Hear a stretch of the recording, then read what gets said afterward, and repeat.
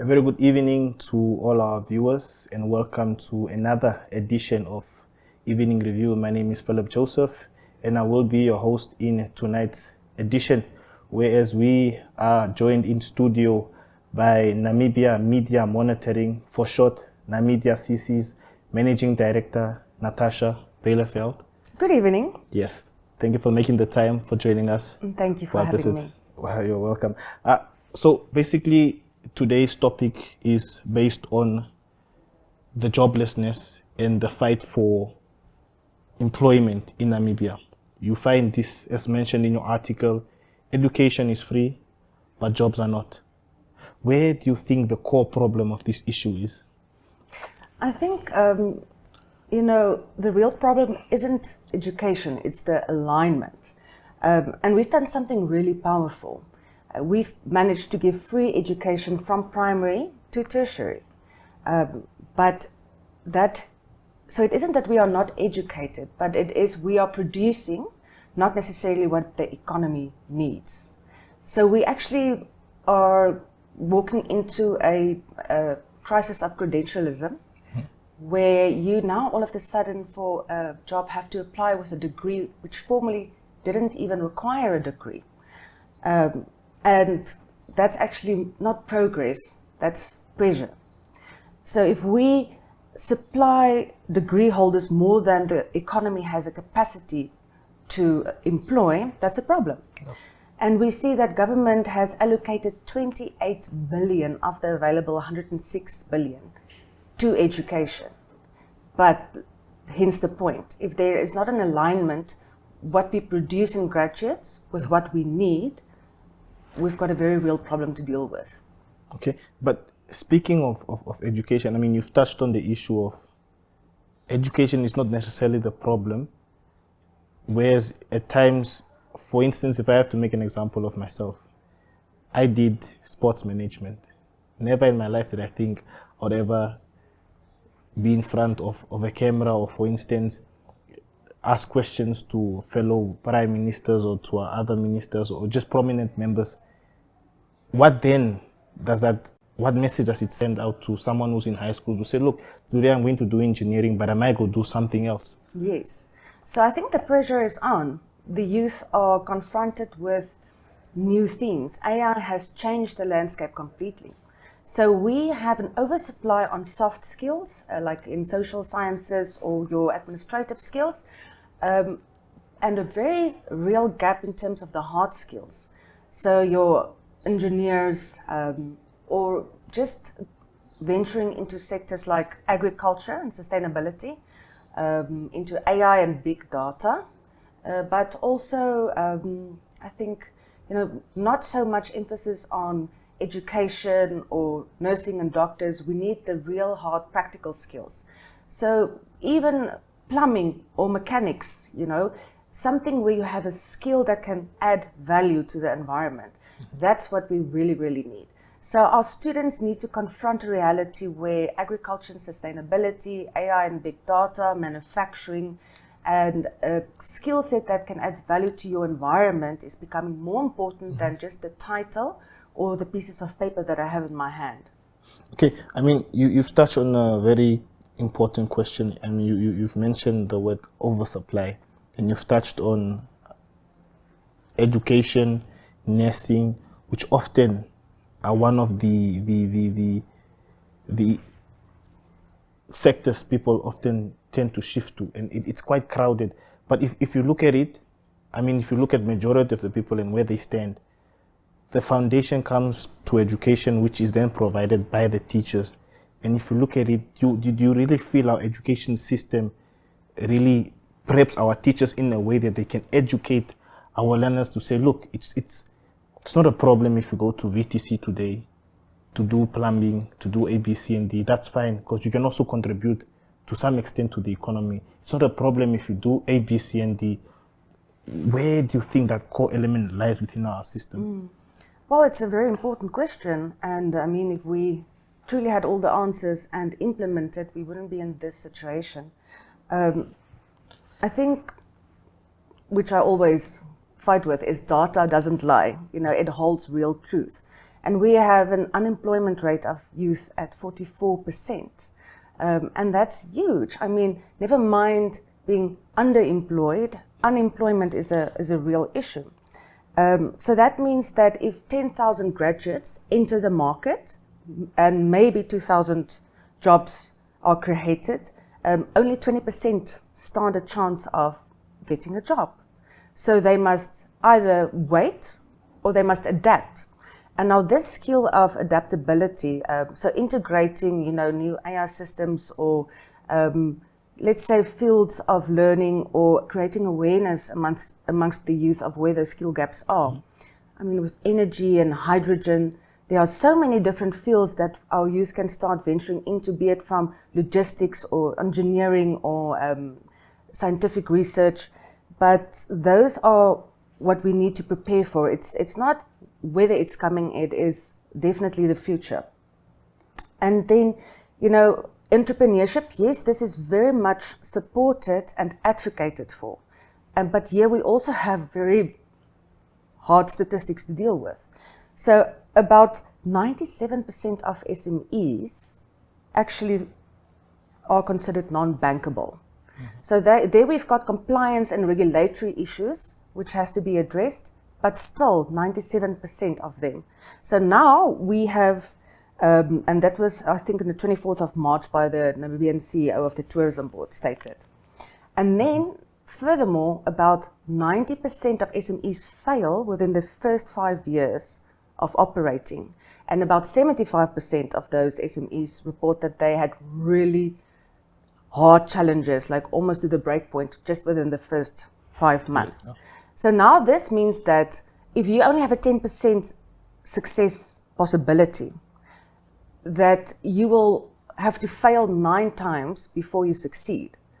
And we don't have the luxury of failing, most Namibians. We don't have failure capital. So then, if you're non-bankable, if you're a small business, how do you build forward and succeed without failure capital? Yeah.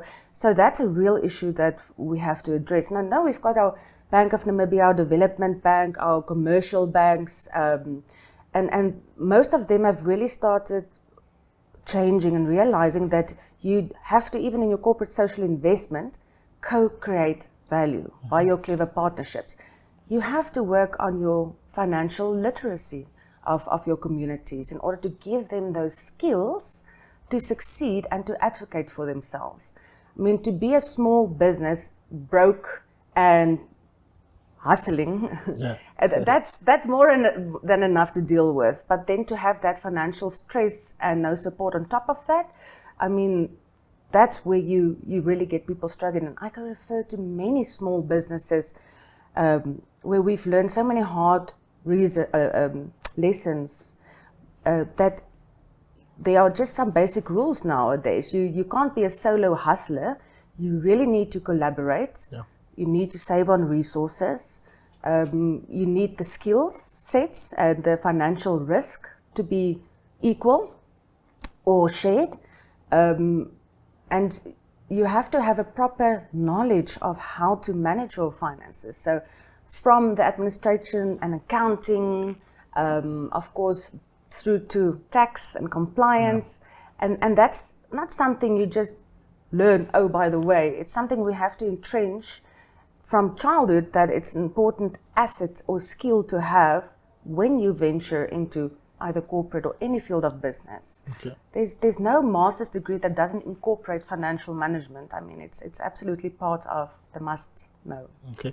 I mean, if you look at our some of our young people, especially those who are in university trying to meet ends meet, of people having 9 to 5, also having a hustling side hustle basically on the side, to just keep up with the economy that's constantly just rising. Do you think these problems, and I know you've mentioned that these things have to be entrenched from childhood, but for those, let's say for instance myself, are these problems of not meeting compliance met with a lack of education, or is it just basically someone who just sticks to be ignorant? Well, I mean, again, you raise a very important point. I think what we have here is a mindset problem. because the way we grew up with things is not necessarily the way it's continued to work in the job market. So we have to move from job seeking to value creation.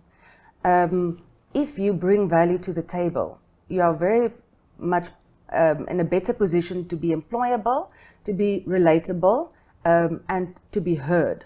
So whether you've got a strong voice or you've got a skill set on farming or anything that you've learned, you can actually nowadays get to a small side degree on sustainability farming or sustainability living, which we can send our children to in holidays. In my days, we worked since you were 10 years old, hustling in a shop. Yes. But now, perhaps we need to start sending our children to these workshops so that they can actually just be exposed to, hey, it's my responsibility to be interested and show interest and participate. So not just to seek that approval or seek that opportunity, but to create something that makes you want to be pulled into that pool of opportunity.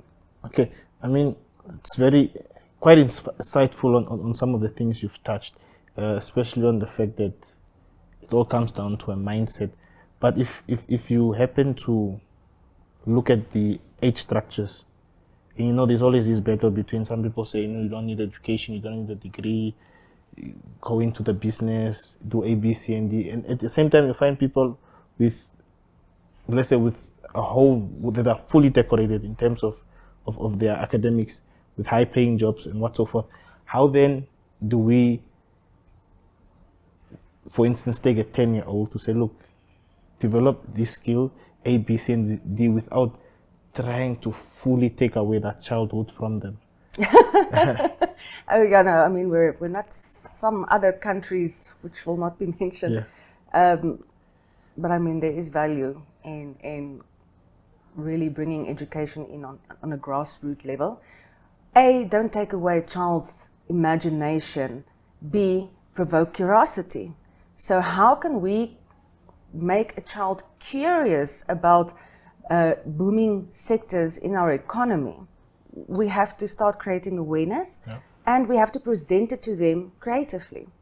So when it comes to boardroom talk, corporate speak, I mean, that is dead to the individual growing up, nurturing their dreams and where they want to invest their talents in.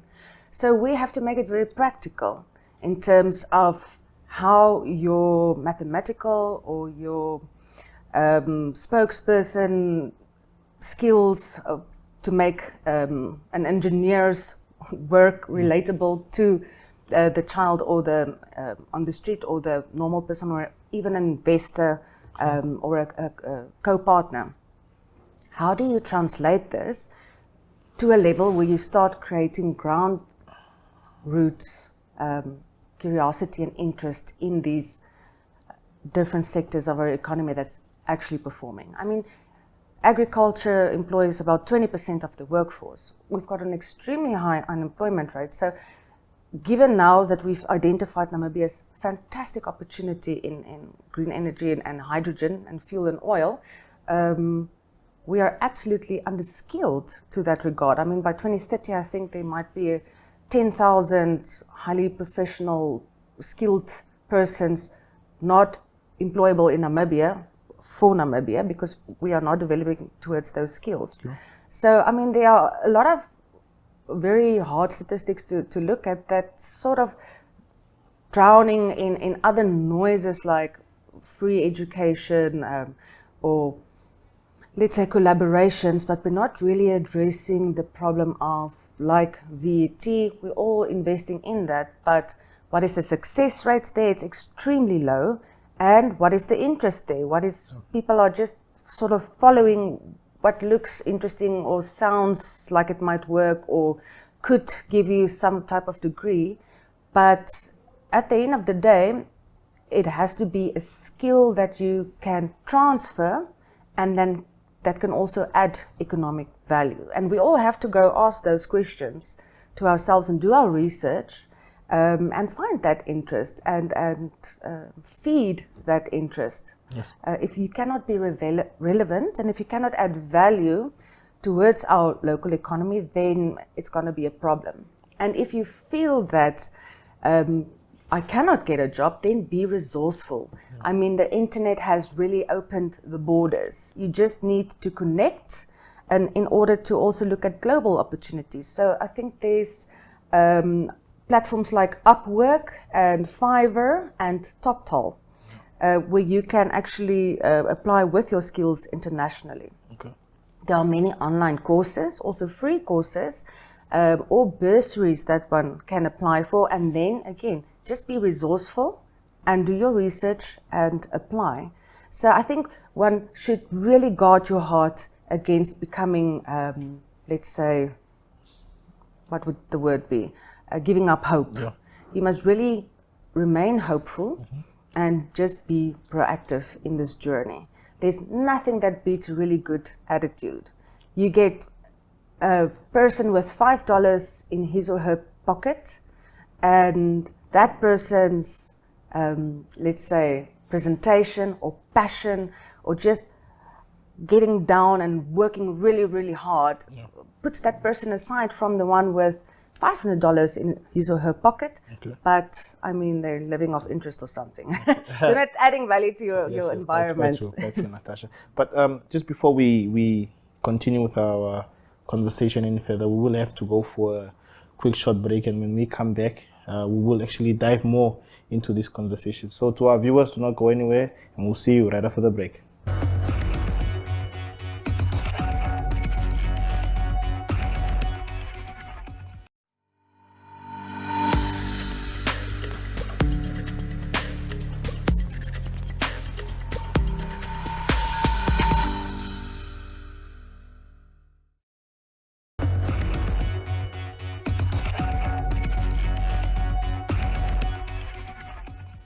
Yes, viewers, welcome back. As I said, we are still joined by the Managing Director of NaMedia Media Monitoring, that is Natasja Beyleveld, still here with us. Yes. Natasja, hi. Going back to what we spoke about, you spoke of hope, you spoke of all these things, but for the young people out there, where should one start? That is the golden question. I mean, that is at least 80% of the offer. Of the effort is to start, right? But now we have this romantic idea in our heads. We want to start big. You want to open the restaurant. But the golden rule is you can think big, but start small. Spend less, and then fail smart. So that if you, for example, want to open a restaurant, first open a cooker shop or a small food stall. There are many entrepreneurs that love cooking, but then don't go the full way. Start small, spend less, minimize risk, and start with the actual structure and your business funding model or all those dreams. Put that to a proper application for loan at your finance partner to make sure that you are investable, if that's even a word.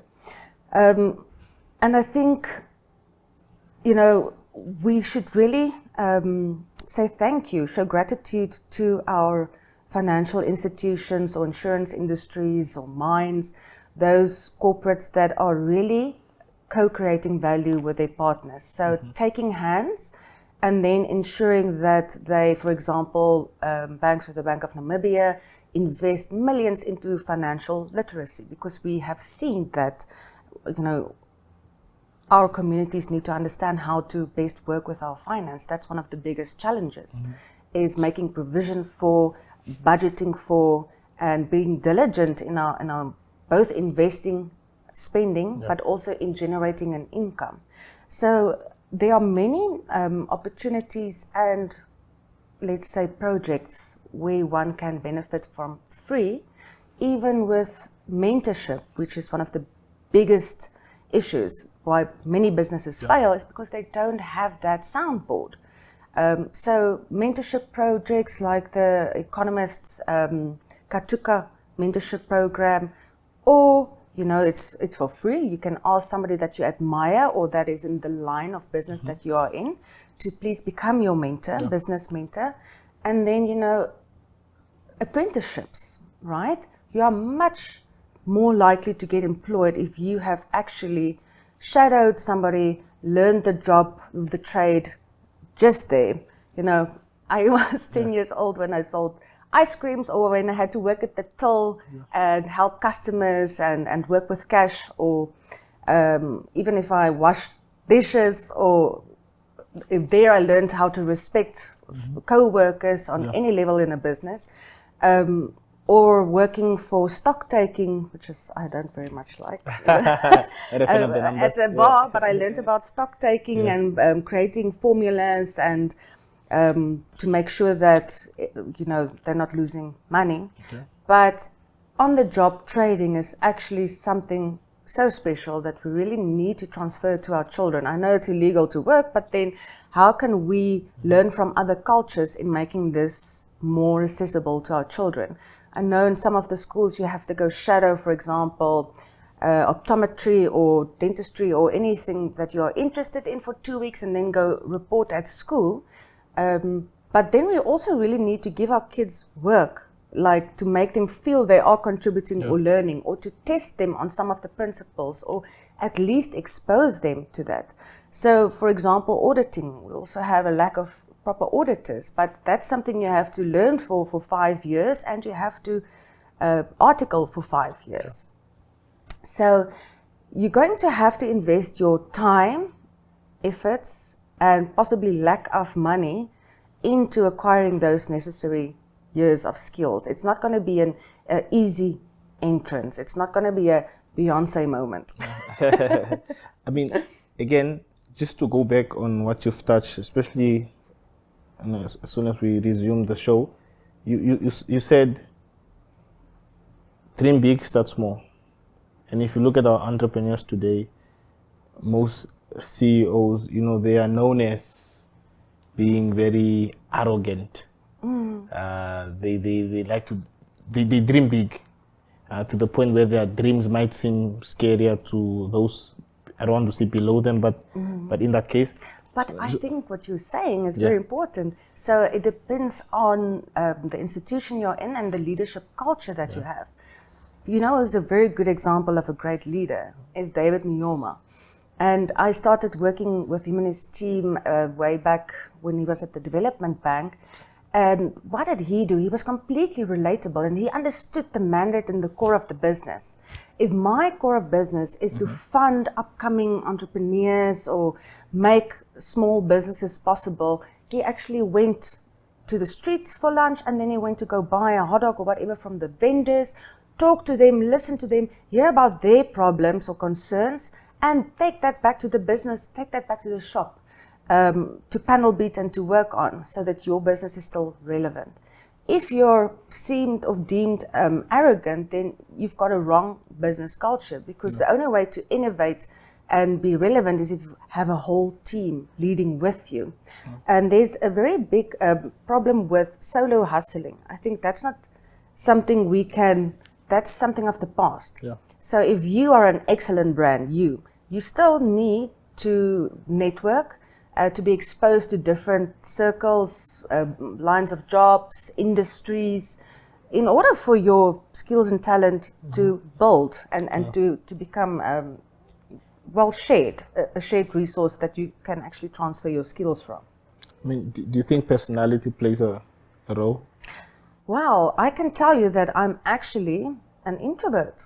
Really? Yes. Yeah. But you can acquire the skills by practice. I remember way in the beginning, I was a 25-year-old young woman, and I had to go present to boards with directors of old grey men with very little sense of humor. And I was so scared. I remember rehearsing in front of the mirror at home, saying it out loud in the car, like getting all anxious and everything before, but it's something you have to push through. Sometimes some challenges of the job won't come naturally to you. When I started my business, I had to get proper auditors and lawyers and people to help me and advise me because I didn't have all those skills. But the only way you will acquire them is if you show interest and you apply mind and you spend hours, painful hours, on subject matters that you need to better understand for your line of work. Okay, but if we have to look at, maybe this might sound a bit political, but if you look at our education system, do you think it's designed in a way to allow we as Namibians to think independently, or just be like, okay, you know what, today I'm studying this, I graduate, get my degree, get a job, settle for that? Well, I mean, there might be many factors that are influential in decision making. Public perception is a lot based on mass communications and how we idolize some of the, you call it politicians or business leaders or business owners that we look up to.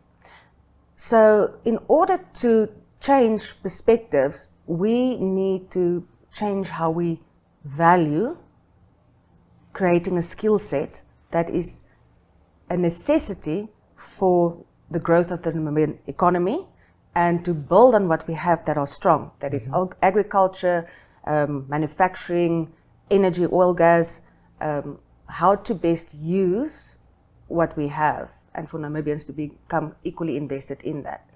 And there it's two play. So your leaders play a very big role in shaping public perception, but we must also create that demand that by sowing interest and awareness for these sectors. So at the moment the discussions are very top level, and at times it seems divided. To what extent are your financial sector persons and investors dominating this discussion, or your advocates and politicians and ambassadors? But where does it become a ground skill that we know that us as Namibians we have to prepare for?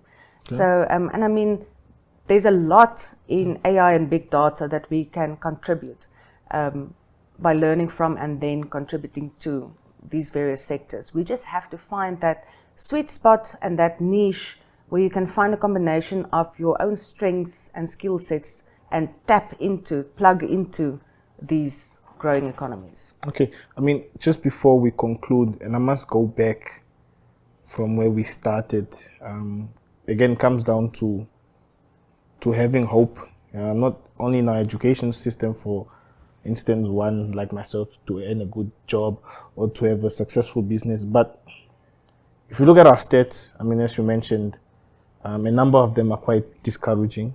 You find that we have a lot of low rates in terms of A, B, C, and D. But for our Namibians, you know, how do I come above and beyond all of these numbers?